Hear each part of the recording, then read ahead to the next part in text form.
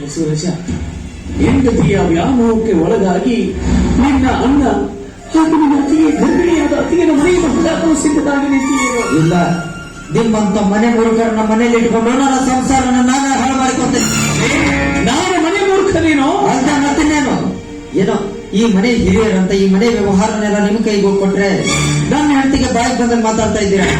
ಇದೇ ರೀತಿ ಮುಂದುವರೆದ್ರೆ ನಾಳೆ ನನ್ನ ಹೊಟ್ಟೆಯಲ್ಲಿ ಹುಟ್ಟೋ ಮಕ್ಕಳ ಕೈಯಲ್ಲಿ ಭಿಕ್ಷೆ ಪಾತ್ರೆ ಕೊಡಬೇಕಾಗುತ್ತೆ. ನೀನ್ ಯಾಕಪ್ಪ ನಿನ್ನ ಮಕ್ಕಳ ಕೈಯಲ್ಲಿ ಭಿಕ್ಷೆ ಪಾತ್ರೆ ಕೊಡ್ತೀಯ?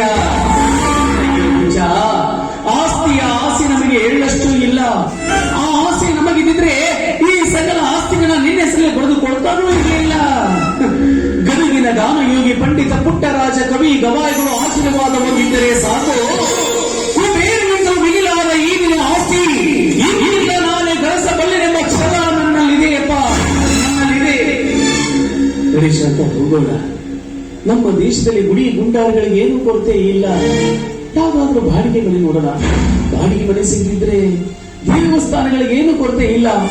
ಇವರು ಮೃಷ್ಟಾನವನ್ನು ನೋಟಿನ ಹಾಸಿಗೆ ಮೇಲೆ ಮಲಗಿದರೆ ನಾವು ಅರ ಹೊಟ್ಟೆ ಉಂಡು ಹರಪ ಚಾಪಿ ಮೇಲೆ ಕಾಲ ಕಳೆಯೋಣ. ಹರಪ ಚಾಪಿ ಮೇಲಾದ್ರೂ ಮಲಿಗೆ ಹಾಳು ಗುಡಿ ಗುಂಡಾರದಲ್ಲಿ ಬಿದ್ದು ಸಾಯಿರಿ. ನಮಗೇನ್ರಿ ಸಂಬಂಧ? ನಿನಗೇನಮ್ಮ ನಾವು ಸಂಬಂಧ ಇರಬೇಕಾದವನೇ ನಮ್ಮನ್ನ ಮನೆಯಿಂದ ಹೊರನೂಕುತ್ತಿರಬೇಕಾದ್ರೆ ಎಲ್ಲಿಂದಲೂ ಬಂದ ನೀನೇ ನಮ್ಮ ನನಗೆ ಸಂಬಂಧ. ನಡೆಸಿ ಅಂತ ನಡಿ ಹೋಗೋಣ. ನಿಮ್ಮ ಹೆಂಡತಿಯ ಮೈ ಮೇಲಿರುವ ಒಡವೆಯೆಲ್ಲ ನನ್ನ ಗಂಡನ ಆಸ್ತಿಗೆ ಸಂಬಂಧಪಟ್ಟಿದೆ. ಮರ್ಯಾದೆಯಿಂದ ಬಿಚ್ಚಿಕೊಡ್ತೀರೋ ಅಥವಾ ನಿನ್ನ ಮೈ ಮೇಲಿರುವ ಆಭರಣಗಳನ್ನ ಬಿಚ್ಚಿಕೊಟ್ಟಿದೆ. ಪರದ ವಸ್ತುಗಳಿಗೆ ಪಾಷಾಣದ ಸಂಬಂಧ ಬಿಚ್ಚಿಕೊಡಬೇಕು.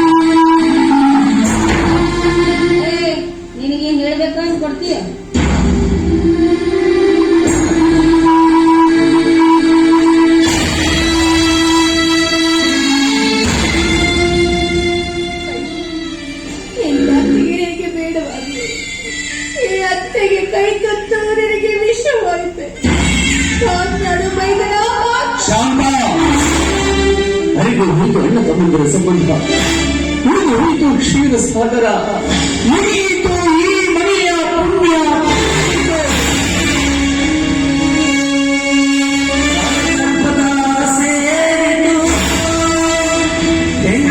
ಮನೆ ಮಾಡಿತು